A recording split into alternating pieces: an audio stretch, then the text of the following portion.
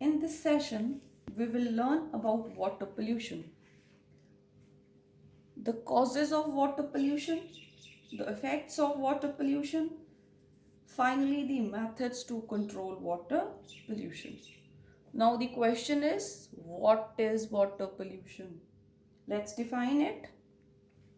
Contamination of water by foreign substances which lower its quality and cause health hazards or make it unfit for domestic and agricultural use.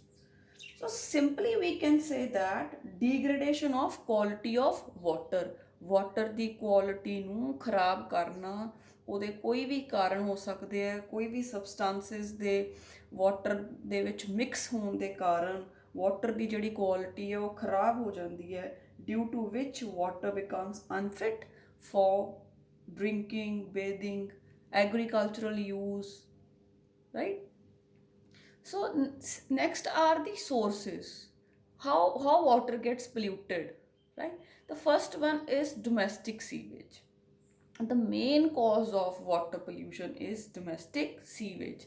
75% of the water pollution is due to sewage and domestic waste. A mere 0.1% impurities make domestic sewage unfit for human use.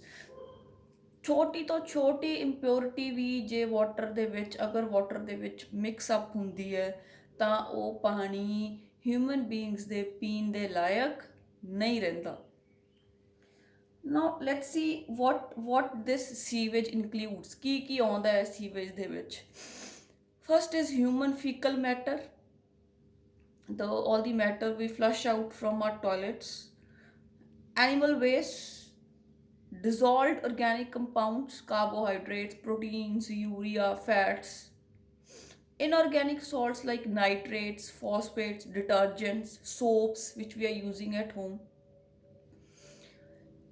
right? So for these are the biodegradable pollutants, and these pollutants can be degraded by the bacteria, right?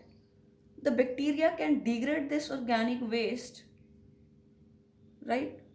Because these when the bacteria they are going to degrade it, they use oxygen because they are aerobic bacteria. They will digest the organic waste by using oxygen, right? Now the next concept is of dissolved oxygen. Now what is dissolved oxygen?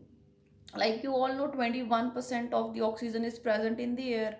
All the terrestrial organisms ਜਿਹੜੇ ਧਰਤੀ ਤੇ ਰਹਿ ਰਹੇ ਹੈ ਉਹ ਜਿਹੜੀ atmosphere ਦੇ ਵਿੱਚ ਆਕਸੀਜਨ ਹੁੰਦੀ ਹੈ ਉਹਨੂੰ ਯੂਜ਼ ਕਰਦੇ ਆ ਬਟ ਜਿਹੜੇ ਆਰਗੈਨਿਜ਼ਮਸ ਫਿਸ਼ਸ ਅਦਰ ਐਕੁਆਟਿਕ ਆਰਗੈਨਿਜ਼ਮਸ ਜਿਹੜੇ ਪਾਣੀ ਦੇ ਵਿੱਚ ਰਹਿੰਦੇ ਆ ਠੀਕ ਹੈ ਉਹ ਜਿਹੜੀ ਪਾਣੀ ਦੇ ਵਿੱਚ ਘੁਲੀ ਹੋਈ ਆਕਸੀਜਨ ਹੈ ਉਹਨੂੰ ਯੂਜ਼ ਕਰਦੇ ਹੈ to respire.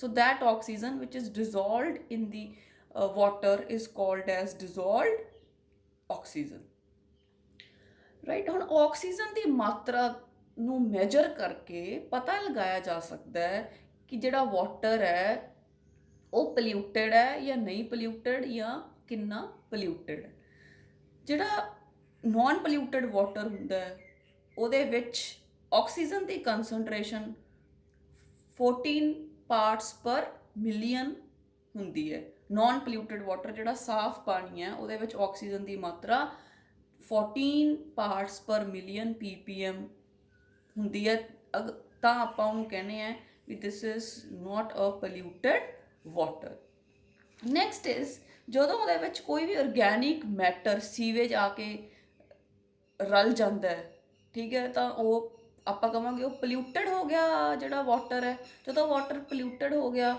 ਤਾਂ ਉਹਦੇ 'ਚ ਡਿਜ਼ੋਲਵਡ ਆਕਸੀਜਨ ਦਾ ਲੈਵਲ ਘਟ ਜਾਂਦਾ ਤਾਂ ਜਿਸ ਵਾਟਰ ਦੇ ਵਿੱਚ ਡਿਜ਼ੋਲਵਡ ਆਕਸੀਜਨ ਦਾ ਲੈਵਲ 8 ppm ਤੋਂ ਘੱਟ ਹੁੰਦਾ ਤਾਂ ਆਪਾਂ ਉਸ ਵਾਟਰ ਨੂੰ ਵੀ call it as polluted water right ਤਾਂ ਪਾਣੀ ਦੇ ਵਿੱਚ ਆਕਸੀਜਨ ਕਿਵੇਂ ਘਟਦੀ ਹੈ ਹੁਣ ਮੈਂ ਹੁਣੇ ਆਲਰੇਡੀ ਦੱਸਿਆ ਕਿ ਜਦੋਂ ਆਰਗੈਨਿਕ ਮੈਟਰ ਨੂੰ ਡੀਕੰਪੋਜ਼ ਕਰਨਾ ਹੁੰਦਾ ਤਾਂ ਜਿਹੜਾ ਬੈਕਟੀਰੀਆ ਉਹ ਐਰੋਬਿਕ ਬੈਕਟੀਰੀਆ ਤਾਂ ਉਹ ਜਦੋਂ ਡੀਗਰੇਡ ਕਰਦਾ ਹੈ ਆਰਗੈਨਿਕ ਵੇਸਟ ਨੂੰ then that bacteria, those microorganisms, they use up the oxygen, the dissolved oxygen present in the water.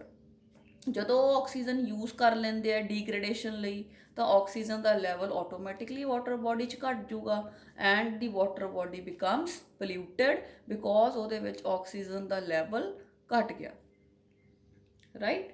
ਨਾਓ ਇਹਦੇ ਰਿਲੇਟਡ ਹੀ ਇੱਕ ਨੈਕਸਟ ਟੌਪਿਕ ਜਿਹੜਾ ਆਪਣਾ ਹੈਗਾ that is the biochemical oxygen demand, BOD। Now what it is, ਕੀ ਹੁੰਦਾ ਬੇਟੇ, ਜਦੋਂ ਕੋਈ ਵੀ organic waste is dumped in the water body ਤਾਂ ਉਹਦੇ ਵਿੱਚ different organisms like bacteria, fungi they grow, ਠੀਕ। the microorganisms which will degrade the organic waste they grow. Now these are the decomposers and they will digest the organic matter. digest ਕਰਨ ਲਈ, decompose ਕਰਨ ਲਈ they require oxygen. ਹੁਣ ਸੋਚੋ ਜਦ ਜਿੰਨਾ waste ਜ਼ਿਆਦਾ ਹੋਊਗਾ ਕਿਸੇ ਵੀ ਵਾਟਰ ਬੋਡੀ ਦੇ ਵਿੱਚ ਤਾਂ ਓਨਾ ਹੀ ਉਹਦੇ ਵਿੱਚ ਜਿਹੜੇ ਮਾਈਕਰੋ ਆਰਗੈਨਿਜ਼ਮਸ ਦੀ ਪੋਪੂਲੇਸ਼ਨ ਜ਼ਿਆਦਾ ਹੋਊਗੀ, ਓਨੇ ਹੀ ਡੀਕੰਪੋਜ਼ਰਸ ਜ਼ਿਆਦਾ ਹੋਣਗੇ। ਜਿੰਨੇ ਡੀਕੰਪੋਜ਼ਰਸ ਜ਼ਿਆਦਾ ਹੋਣਗੇ ਉਨੀ ਹੀ ਵੱਧ ਆਕਸੀਜਨ ਉਹ ਯੂਜ਼ ਕਰਨਗੇ, ਜਿਹੜੀ ਡਿਜ਼ੋਲਵਡ ਆਕਸੀਜਨ ਹੈ। ਜਦੋਂ ਉਹਨਾਂ ਨੇ ਡੀਗ੍ਰੇਡ ਕਰਦੇ ਹੋਏ ਜਿਹੜੀ ਆਕਸੀਜਨ ਹੈ ਉਹ ਯੂਜ਼ ਕਰ ਲਈ, ਦੈਨ ਆਕਸੀਜਨ ਦੀ ਵਾਟਰ 'ਚ ਕਮੀ ਹੋ ਜੂਗੀ, ਆਕਸੀਜਨ ਦੀ ਡਿਮਾਂਡ ਵੱਧ ਜੂਗੀ, ਰਾਈਟ। ਐਂਡ ਉਸ ਤੋਂ ਬਾਅਦ ਆਪਾਂ ਕਹਿ ਸਕਦੇ ਹਾਂ ਜਦੋਂ ਆਕਸੀਜਨ ਦਾ ਲੈਵਲ ਪਾਣੀ ਦੇ ਵਿੱਚ ਘੱਟ ਜਾਂਦਾ ਹੈ ਤਾਂ ਜਿਹੜੇ ਐਕੁਆਟਿਕ ਆਰਗੈਨਿਜ਼ਮਸ ਹੈ, ਫਿਸ਼ਿਸ, ਜ਼ੂ ਪਲੈਂਕਟਨਸ, ਉਹ ਸਾਰੇ ਜਿਹੜੇ ਹੈਗੇ ਆ ਦੇ die because of lack of oxygen, right? So this is what is BOD. Now ਜੇ ਆਪਾਂ define ਕਰਨਾ ਹੋਵੇ what we will say, amount of oxygen required for microbial breakdown of organic matter। We organic matter ਨੂੰ decompose ਕਰਨ ਲਈ ਜਿਹੜੇ bacteria ਉਹ ਕਿੰਨੀ ਆਕਸੀਜਨ ਯੂਜ਼ ਕਰਦੇ ਆ, that is called as biochemical oxygen demand, right? The amount of oxygen needed by the microbes to break down the organic matter, right? I hope you will be able to define BOD now in your NCERT books you will see that they have plotted a graph on what are the effects of sewage discharge on the different components. So let's see now, when the sewage is discharged at this point, what happens is I've marked it as point A. At point A there is high BOD ਕਿ ਜਦੋਂ ਉਹ ਆਰਗੈਨਿਜ਼ਮਸ ਜਦੋਂ sewage ਦਾ ਪਾਣੀ ਮਿਲਾਤਾ ਤਾਂ ਡੀਕੰਪੋਜ਼ਰਸ grow ਕਰ ਗਏ ਤੇ ਉਹਨਾਂ ਨੇ ਆਪਦਾ ਐਕਸ਼ਨ ਸ਼ੁਰੂ ਕਰਤਾ, ਵਾਟਰ ਨੂੰ ਡੀਗ੍ਰੇਡ ਕਰਨਾ ਸ਼ੁਰੂ ਕਰਤਾ, ਤਾਂ ਉਸ ਸਮੇਂ ਆਕਸੀਜਨ ਦੀ ਜਿਹੜੀ ਮਾਤਰਾ ਪਾਣੀ ਦੇ ਵਿੱਚ ਘਟ ਰਹੀ ਹੈ। So we call it as BOD ਕਿ ਆਕਸੀਜਨ ਦੀ ਡਿਮਾਂਡ ਹੈ ਜਿਹੜੀ ਉਹ ਹਾਈ ਹੈ at point A।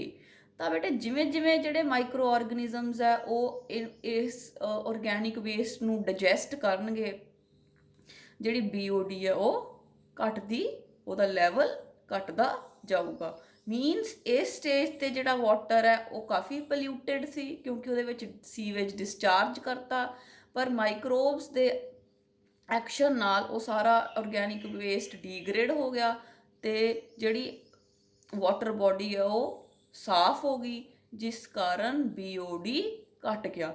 More is the pollution, more is the BOD. Less is the pollution in the water body, lesser is the BOD.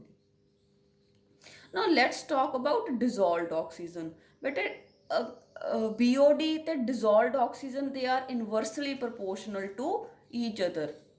ਜੇ oxygen ਘੱਟ ਹੋਊਗੀ water body 'ਚ ਤਾਂ BOD ਜ਼ਿਆਦਾ ਹੋਊਗੀ, ਜੇ ਆਕਸੀਜਨ ਜ਼ਿਆਦਾ ਹੋਊਗੀ ਤਾਂ BOD ਘੱਟ ਹੋਊਗੀ। So let's see this graph now at point B। ਤੁਸੀਂ ਇੱਥੇ ਇਸ ਜਗ੍ਹਾ 'ਤੇ ਦੇਖੋਗੇ ਤਾਂ ਜਿਹੜੀ ਹੈਗਾ ਆਕਸੀਜਨ ਦਾ ਲੈਵਲ ਕਾਫੀ ਘਟਿਆ ਪਿਆ ਹੈ ਕਿਉਂਕਿ ਜਿਹੜੀ ਹੈ ਮਾਈਕਰੋਬੀਅਲ ਐਕਸ਼ਨ ਹੈ ਜਿਹੜਾ ਸੀਵੇਜ ਦੇ ਉੱਪਰ ਉਹ ਸ਼ੁਰੂ ਹੋਇਆ ਸਟਾਰਟ ਹੋਣਾ ਤੇ ਆਕਸੀਜਨ ਸਾਰੀ ਯੂਜ਼ ਹੋ ਰਹੀ ਹੈ ਵਾਟਰ ਬੋਡੀ ਚੋਂ। ਤਾਂ ਇਫ ਜਦੋਂ ਜਿਵੇਂ ਜਿਵੇਂ ਜਿਹੜਾ ਹੈਗਾ ਡੀਗ੍ਰੇਡ ਹੋਊਗਾ ਆਰਗੈਨਿਕ ਵੇਸਟ, ਬੈਕਟੀਰੀਆ ਸਾਰਾ ਡੀਕੰਪੋਜ਼ ਕਰਨਗੇ, ਤਾਂ ਪਾਣੀ ਸਾਫ਼ ਹੋਣਾ ਸ਼ੁਰੂ ਹੋ ਗਿਆ। ਤੇ ਸਾਫ਼ ਪਾਣੀ ਆਪਾਂ ਨੂੰ ਕਿਸ ਤਰ੍ਹਾਂ ਪਤਾ ਲੱਗਦਾ ਹੈ ਕਿ ਉਹਦੇ 'ਚ ਡਿਜ਼ੋਲਵਡ ਆਕਸੀਜਨ ਦੀ ਮਾਤਰਾ ਜਿਹੜੀ ਹੈਗੀ ਹੈ ਨੀਅਰ ਅਬਾਊਟ 14 ppm ਹੋਵੇ। ਦੈਟ ਟਾਈਮ ਜਿਹੜਾ ਹੈਗਾ ਵਾਟਰ ਜਿਹੜਾ ਹੈਗਾ ਉਹ ਸਾਫ਼ ਹੋ ਜਾਂਦਾ ਹੈ। So we can see that there is a peak in dissolved oxygen, ਇਹਦੀ ਮਾਤਰਾ ਵੱਧ ਗਈ ਵਾਟਰ ਬੋਡੀ 'ਚ। dissolved oxygen is produced and its level is maximum because growth of phytoplankton takes place। ਫਿਰ ਕੀ ਹੁੰਦਾ ਬੇਟਾ, ਜਿਵੇਂ ਜਿਵੇਂ ਪਾਣੀ ਸਾਫ਼ ਹੋਣਾ ਸ਼ੁਰੂ ਹੁੰਦਾ ਤਾਂ ਦੁਬਾਰਾ ਜਿਹੜੇ aquatic plants ਹੈ, phytoplankton ਹੈ, ਉਹ ਗਰੋ ਕਰ ਜਾਂਦੇ ਆ ਕਿਉਂਕਿ ਪਾਣੀ ਸਾਫ਼ ਹੋ ਗਿਆ। ਜਿਵੇਂ ਜਿਵੇਂ ਉਹ ਗਰੋ ਕਰਦੇ ਆ ਤਾਂ ਉਹ ਨਾਲ ਦੀ ਨਾਲ ਆਕਸੀਜਨ ਰਿਲੀਜ਼ ਕਰਦੇ ਆ ਵਾਟਰ ਬੋਡੀ 'ਚ, ਤਾਂ ਵਾਟਰ ਬੋਡੀ ਦਾ ਜਿਹੜਾ ਆਕਸੀਜਨ ਲੈਵਲ ਹੈ ਉਹ ਇਨਕਰੀਜ਼ ਕਰ ਜਾਂਦਾ ਹੈ। ਰਾਈਟ, ਆਈ ਹੋਪ BOD ਤੁਹਾਨੂੰ ਸਮਝ ਆ ਗਿਆ ਹੋਣਾ। ਨੈਕਸਟ ਵੀ ਹੈਵ, ਅੱਛਾ ਜੇ ਆਪਾਂ ਹੁਣ ਇਹਨੂੰ ਕਨਕਲੂਡ ਕਰਨਾ ਹੋਵੇ ਆਪਾਂ ਕੀ ਕਵਾਂਗੇ, that dissolved oxygen and BOD are inversely proportional to each other। ਇੱਕ ਜ਼ਿਆਦਾ ਹੋਊ ਤਾਂ ਦੂਸਰੀ ਘੱਟ ਹੋਊ, right? So dissolved oxygen and BOD are inversely proportional to each other।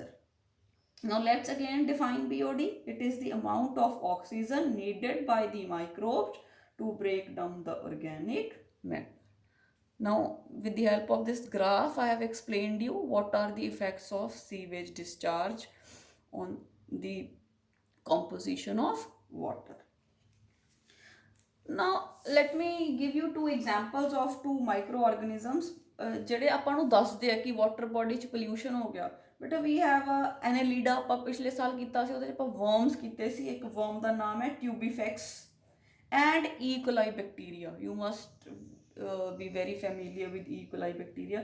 Tubifax and E. coli both act as indicators of polluted water। Suppose ਜਿਹੜੀ water ਨੂੰ check ਕੀਤਾ ਜਾਂਦਾ ਹੈ ਤਾਂ ਅਗਰ E. coli ਤੇ Tubifax ਪਾਏ ਜਾਂਦੇ ਆ ਤਾਂ this means that water is polluted, right?